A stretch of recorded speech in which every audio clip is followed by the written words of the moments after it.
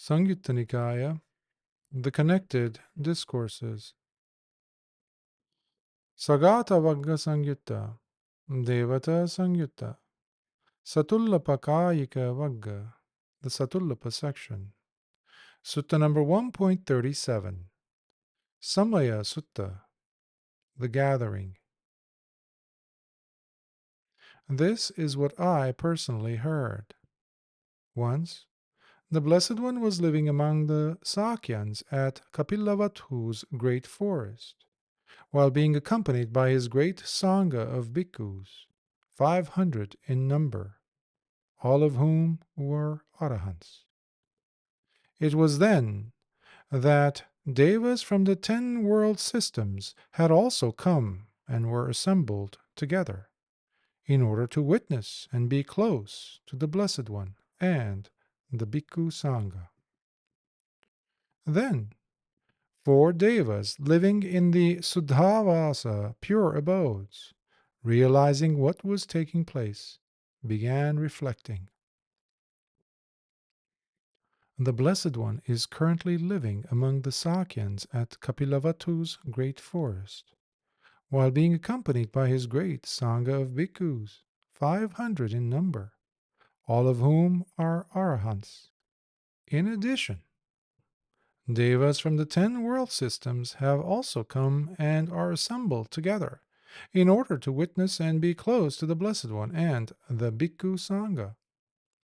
Let us 4 go and also approach the Blessed One, and may each of us recite an inspired verse in the Tathagata's presence. So, just as quickly as a strong man would stretch out his flexed arm, or bend back his outstretched arm, suddenly those 4 devas disappeared from the Suddhavasa pure abodes, and immediately reappeared before the Blessed One. They then began paying their respects by venerating him, as they bowed, lowering their heads to the Blessed One's feet, and afterwards stood to one side. Once there, one of those 4 devas of the pure abodes began speaking, as he uttered the following inspired verse in the Blessed Lord's presence.